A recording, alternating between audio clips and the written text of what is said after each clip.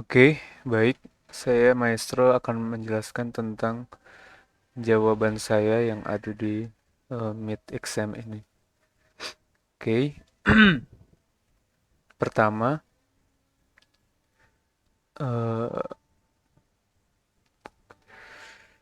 yang A adalah information system model. Jadi di sini saya sudah mengambil gambar dari buku yang berisi sistem model yang yakni ada input data resources, kemudian dilakukan processing, kemudian melakukan output. Lalu di processing ini bisa aktivitasnya adalah untuk storage of data resources dan control system performance. Dan di sini nanti eh, yang di luar sini akan menjadi jawaban nomor 2 komponen-komponen tersebut. Nah, saya sudah jelaskan secara detail di sini dari eh, input sampai output begitu. Oke, kemudian saya mengambil real case di sini adalah Gojek. Jadi saya mendapatkan informasi dari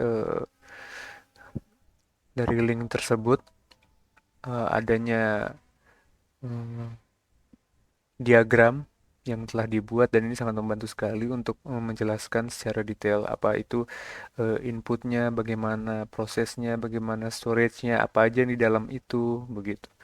Jadi saya sudah lampirkan di situ. Kemudian yang B, em, Information System Resources and Products. Nah di sini udah ada yang ada sekitar ada 6.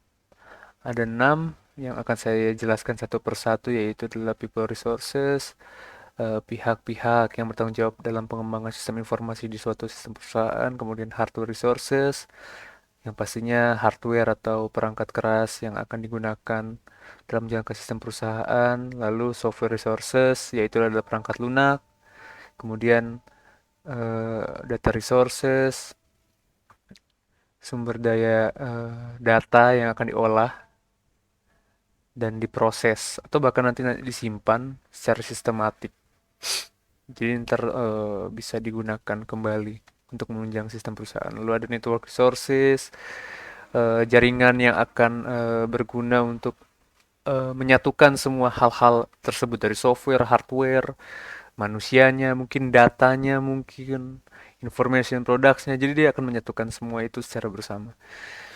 Kemudian information products yang akan menampilkan informasi yang telah diproses dalam bentuk grafik, gambar, audio, dan lain-lain. Lalu di sini saya akan menggunakan real case Gojek. Saya mendapatkan informasi lagi. Ini saya lihat macam-macam apa aja sih yang di dalam Gojek, perangkat lunak yang digunakan, segala macam. Lalu saya lampirkan dan jelaskan di sini di real case hingga prosedur. Oke, lalu kemudian yang C, strategic uses of information technology. Nah, ini tuh adalah bisa menjawab bagaimana bisa menjawab pertanyaan bagaimana manajer dalam bisnis tentunya dapat menggunakan investasi dalam teknologi informasi untuk mendukung strategi kompetitif pada perusahaan. Nah, di sini saya akan menjelaskan itu. Bagaimana perusahaan bisa menginvestasi teknologi informasi untuk mendukung strategi kompetitifnya. Jadi ini strategi sebenarnya simpel sih kalau mau di bahasa Indonesia kan adalah ya strategi dalam menggunakan teknologi informasi. Lalu apa aja strategi-strateginya? Nah, dan keuntungannya jika menggunakan teknologi informasi. Pertama adalah biaya lebih rendah, low cost, lalu ada sebagai pembeda, lalu ada inovasi, lalu ada promosi pertumbuhan, dan kemudian mengembangkan kerjasama. Ada 5 ini. Dan 5 ini itu sudah ada di Gojek juga. Jadi di sini saya menjelaskan dengan kata-kata sendiri dan menurut pemahaman saya dari artikel-artikel yang saya sudah baca. Jadi saya tulis di sini dari pembeda, inovasi, promote growth. Nah ini saya mendapatkan dari Tech in Asia. walaupun artikelnya berbayar, tapi saya bisa mendapatkan grafiknya bagaimana pertumbuhan dari Gojek, lalu dia bisa mempromosikan itu di kelas teknologi in Asia ini, Tech in Asia. Jadi yang gak heran dia bisa jadi Dekakorn startup pertama. Lalu kemudian ada Develop Alliance. Jadi di sini Gojek pernah bekerja sama dengan Transcap di Singapura. Ibaratnya dia eh, moda transportasi di Singapura lah, begitu. Jadi dia mengembangkan kerjasamanya sampai keluar. Kemudian yang D adalah building a customer focused business. Nah, ini membangun customer focused ini merupakan strategi ini untuk sebenarnya intinya untuk fokus kepada pelanggan begitu. Jadi perusahaan ini akan fokus kepada pelanggan. Jadi itu pelanggan itu kayak merasa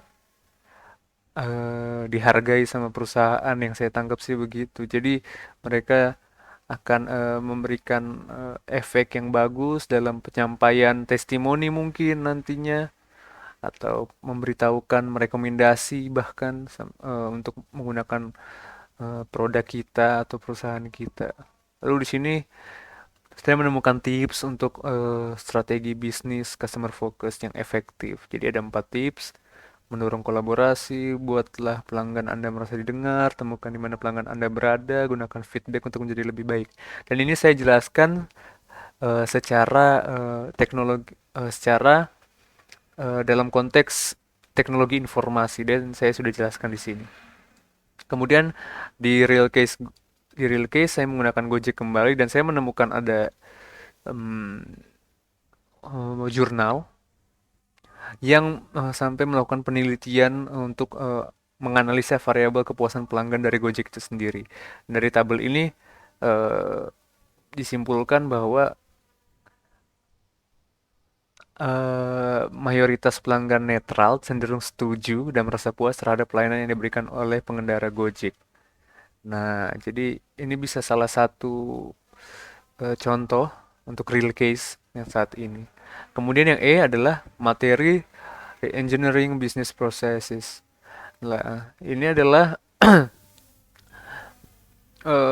ada yang bilang BPR, ada yang bilang PRB di jurnal-jurnal. Jadi kadang kalau saya mau search BPR kadang nggak ada, ternyata itu namanya PBR begitu, PBR. Jadi itu sama aja sih. Lalu di sini sebenarnya BPR ini tuh kayak dia tuh merubah sekali, kayak dia betul-betul merubah alur proses sih saya rasa, alur proses. Jadi tapi ada tapinya nih. Tapi tanpa mengubah ini struktur organisasi atau fungsi bisnis proses itu sendiri.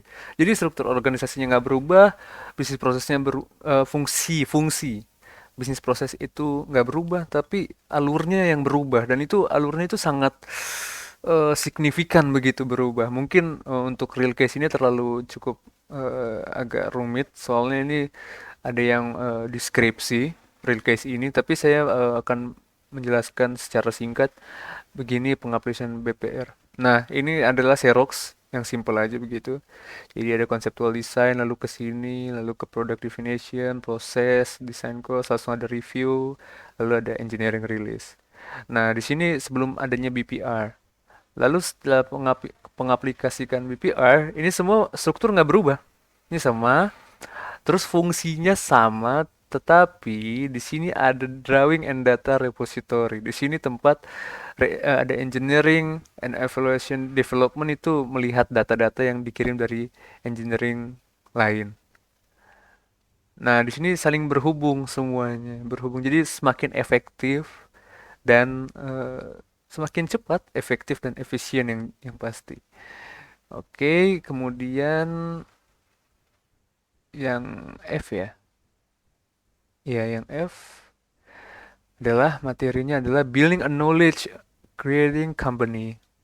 Nah, ini tuh saya lihat di buku, lalu saya pahami, kemudian saya tuliskan kata-kata sendiri, yakni salah satu eh, hal atau strategi sih bisa dibilang yang membuat perusahaan itu akan abadi begitu.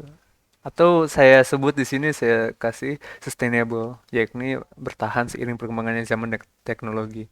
Kenapa begitu? Karena keunggulan kompetitif saat ini tuh cuman bisa didapat dengan cara penggunaan yang inovatif, lalu manajemen organisasi oleh perusahaan yang menciptakan knowledge dan pembelajaran baru pastinya. Lalu teknologi internet ini akan digunakan dalam sistem ini untuk mendukung terciptanya pengetahuan dan integrasinya terhadap produk baru, layanan, dan proses bisnis lainnya. Nah, di sini saya mengambil Gojek lagi. Jadi cuman ada satu yang kita nggak ambil dari Gojek, yakni BPR. Kenapa BPR kita nggak ambil dari Gojek tadi? BPR karena saya nggak tahu, belum dapat informasi bagaimana proses. Mungkin kalau proses cuman dari pengendara, ojeknya atau customer mungkin bisa. Tapi yang saya mau cari sebetulnya yang bagian internal begitu. Bagaimana mereka bekerja secara internal begitu. Tapi saya belum mendapatkan alurnya itu, makanya saya menggunakan real case lain. Tapi kali ini saya memakai real case Gojek kembali, dan di sini Gojek mengumumkan peluncuran perusahaan di Vietnam dan Thailand sebagai bagian ekspansi internasional tahap pertama. Nah, ini awal mula dia mau menjadi dekakorn kalau tidak salah. Nah, di sini ada satu yang menjadi ini saya fokus saya, yakni ini. Jadi perusahaan ini teknologi yang memiliki ekosistem dengan 18 layanan yang berbeda dan didukung oleh investor strategis kelas dunia. Nah, ini tuh kenapa, maksudnya logikanya kalau investor strategis kelas dunia itu sudah menginvest ke Gojek, otomatis dia itu mempunyai apa, knowledge dan keunggulan berinovatif yang tinggi dalam menciptakan fitur-fitur baru. Lalu dia tuh menciptakan bisnis yang benar-benar memahami kebutuhan konsumen. Jadi dia berhubungan lagi sama yang customer focus tadi. Terus memang menghadirkan dampak positif kepada banyaknya orang. Jadi memang eh, saya bisa ini Gojek ini memang cocok untuk diambil ke semua materi yang kita bahas atau yang ada meet yang Sir Lengkong kasih ke kami. Jadi mungkin itu sekian video dari saya. Kalau eh, maaf kalau ada kata-kata yang kurang berkenan atau ada deskripsi saya yang masih kurang lengkap, tapi saya ini mengerjakan dengan sebaik-baiknya. Terima kasih, Sir, teman-teman. Saya Maestro Pitagoras dari Manajemen Information System Paralbi.